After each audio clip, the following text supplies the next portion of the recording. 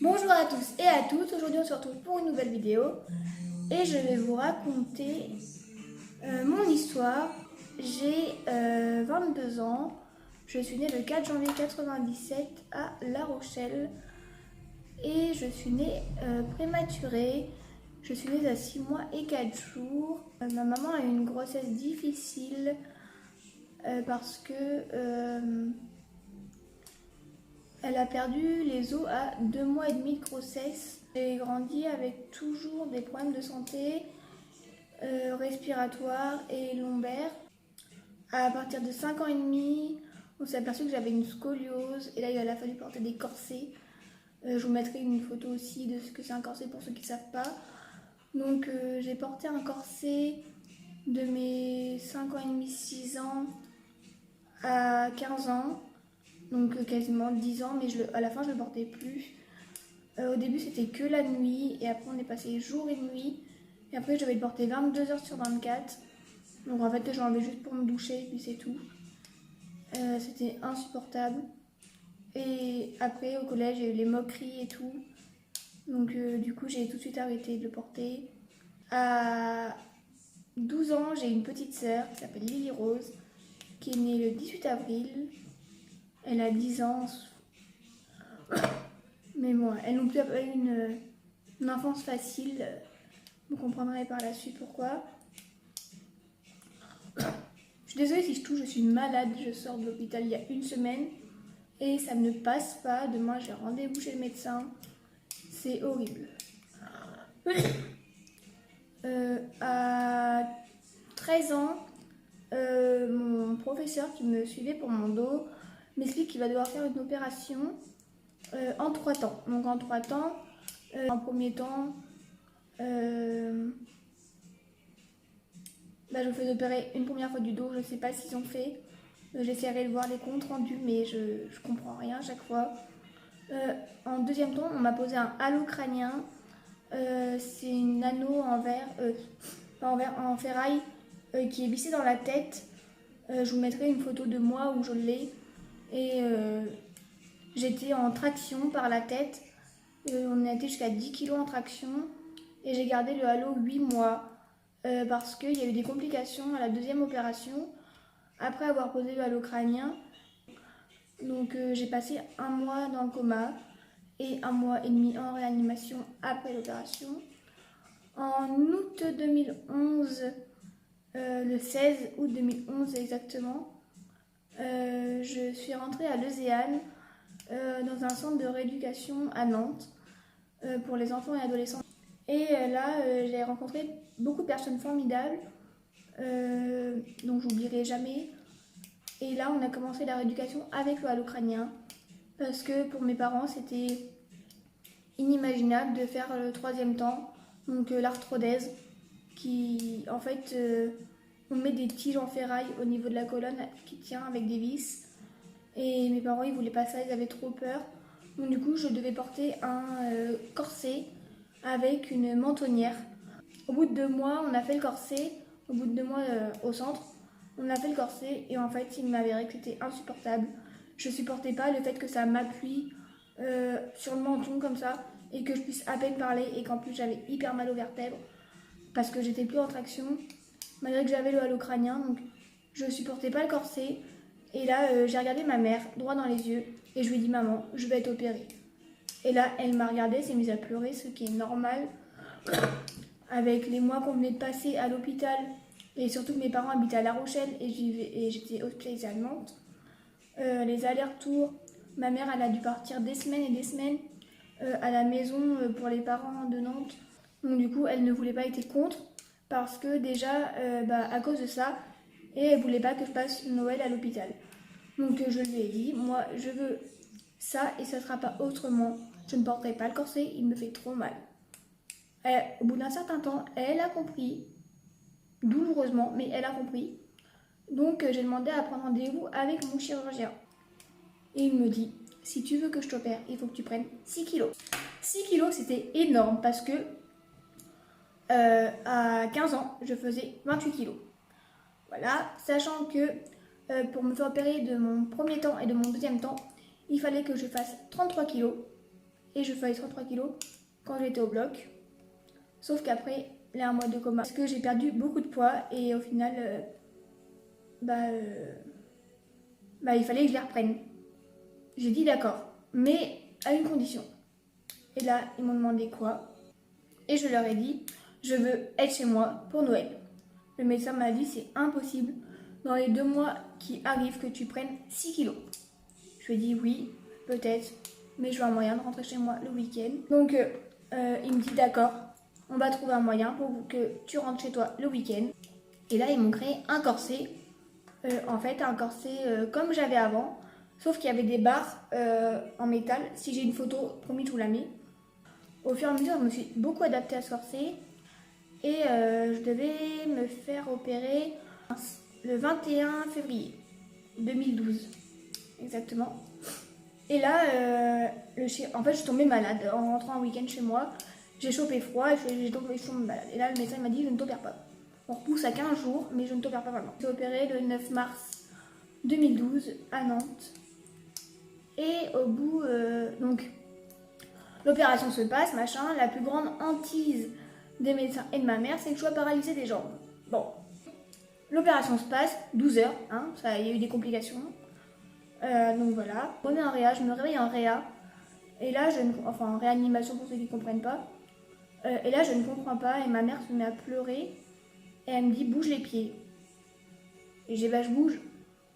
Et en fait, elle se met à pleurer parce que je bougeais mes pieds, parce que je n'étais pas paralysée. Et après, donc j'ai passé une semaine à l'hôpital avant de retourner à Lausanne parce qu'il me fallait encore de la rééducation pendant un mois. Et je sors le 11 avril 2012, un truc comme ça, un mois pile après à peu près.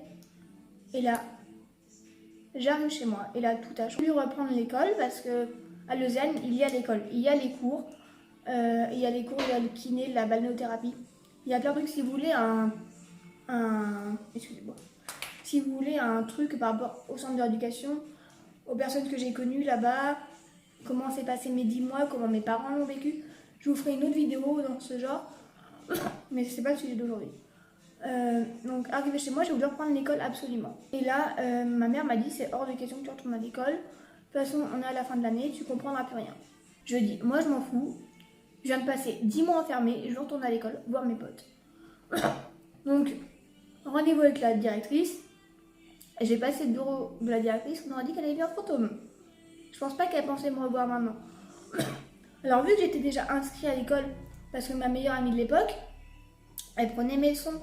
Et ma mère, le soir, elle recopiait mes leçons après son travail, sachant qu'elle était auxiliaire de vie.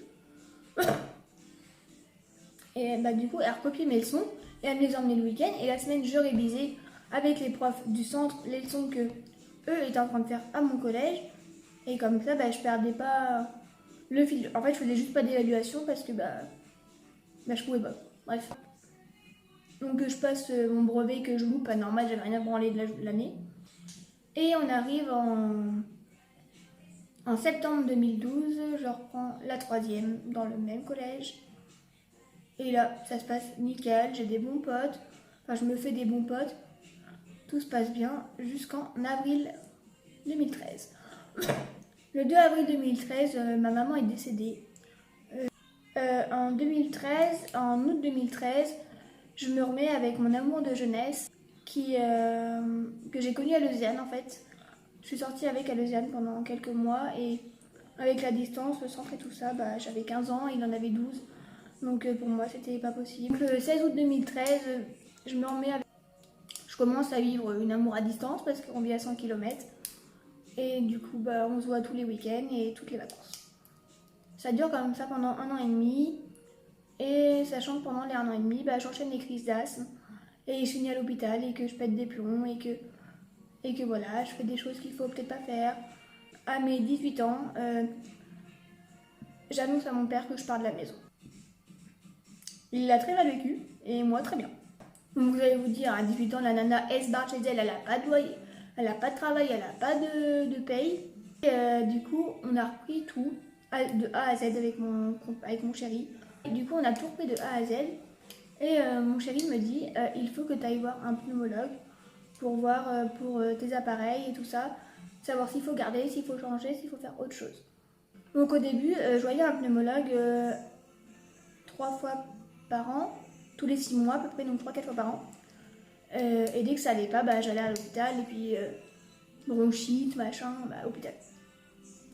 Et un jour, ma pneumologue me dit, je vous envoie sur Nantes parce que maintenant je ne peux plus rien faire. Donc en fait, je demande à ma belle-mère de venir, donc la maman de mon copain. Et je lui demande de venir avec moi pour pas que je sois toute seule vu que mon compagnon était à l'école. Et là, donc j'étais hyper stressée, je savais pas ce qu'il voulait. Dans ma tête, j'étais partie de base que de toute façon, ils allaient changer mes traitements. Sauf que quand j'ai mis les pieds dans l'hôpital, il m'a dit, mademoiselle, on va faire un bilan pré-greffe parce que vous avez besoin d'une greffe de poumons. Des 2 poumons, enfin une greffe bipulmonaire. Donc là, le choc, sur le coup, je dis rien. Je dis juste oui de la tête, parce que j'encaisse, et je dis rien parce que c'est tout ce que je sais faire. Encaisser et rien dire. Donc ma belle-mère pose un tas de questions. On parle de la greffe, et au mois de mai de la même année, je fais le bilan pré-greffe qui dure 1 semaine. Donc je pars 1 semaine à Nantes, où je fais plein d'examens, des EFR, des radios, des échographies, des trucs pour les chocs, pour être sûr que mes membres ils réagissent bien, plein de trucs bizarres, des prises de sang dans les artères, des cathéters posés partout. Pour l'instant, vu que j'étais stable, les médecins m'ont dit de rester comme ça. Et le problème, c'est que ça fait 4 ans que je suis... Alors, on a fait le bilan pré-greffe et tout ça, et tout n'était pas normal, je le savais, parce que j'avais 20 VMS, donc 20% de capacité respiratoire, ce qui est très peu parce que normalement vous avez 90-95%. Depuis ce jour-là, on sait que je dois avoir une transplantation, sauf qu'il faut aussi que je prenne du poids et que c'est aussi compliqué qu'avant. Sauf que à chaque crise, a un combat et que la capacité respiratoire diminue de plus en plus chaque jour. À chaque crise, je suis passée de 21% à là, il n'y a pas longtemps, mes dernières résultats c'était 19 ou 18, un truc comme ça. C'est pas beaucoup, mais c'est déjà ça. Donc même si, je sais pas, il y a 6 mois j'étais à 19,8 et que j'y vais demain et que je suis à 19,9, le médecin il est content parce que il y a 0,1% de gagné. C'est toujours ça de gagner parce que tant que je suis stable, et il n'y a pas besoin de greffe. Et tant qu'il n'y a pas besoin de greffe, tout va bien. Il y aura besoin d'une greffe, c'est sûr. On est en prouve en ce moment. J'ai fait une bronchite la semaine dernière. J'ai été 3 ou 4 jours à l'hôpital, sous perf, aérosol et tout le Bataclan. Là, je suis rentrée à la maison de vendredi dernier, donc vendredi 8 novembre. Je sais pas quand est-ce que je sortirai cette vidéo. Et j'étais à 1 litre d'oxygène quand je suis sortie. Et là, à la maison, j'ai l'oxygène. À la maison, j'ai l'oxygène 15 heures par jour. Donc 1 litre au repos et 2 litres à l'effort. Sachant que je le mets aussi la nuit parce que ça m'aide beaucoup à dormir. Et à la maison, j'ai aussi l'aérosol. Et donc je vous mettrai des photos. L'aérosol, quand je suis malade, c'est plus compliqué que quand je vais bien. Parce que là, à l'heure actuelle, je fais un aérosol quasiment toutes les 4 heures. Et que je suis à 2 litres d'oxygène constamment. Donc si vous avez des questions, venez me les poser sur Insta, je mords pas. Vous pouvez aussi me suivre sur TikTok, le réseau social où je suis un peu plus. Je suis aussi sur Snapchat et Instagram, mais c'est tout. Donc voilà. J'espère que cette vidéo vous aura plu. Vous avez d'autres idées de vidéos que je peux faire, mettez-les en commentaire aussi parce que je suis en manque d'idées. Là j'ai fait ça parce que je ne savais pas quoi faire et que je m'ennuie à mort ce soir. Sur ce, je vous fais plein de bisous et je vous dis à la prochaine. Bye bye.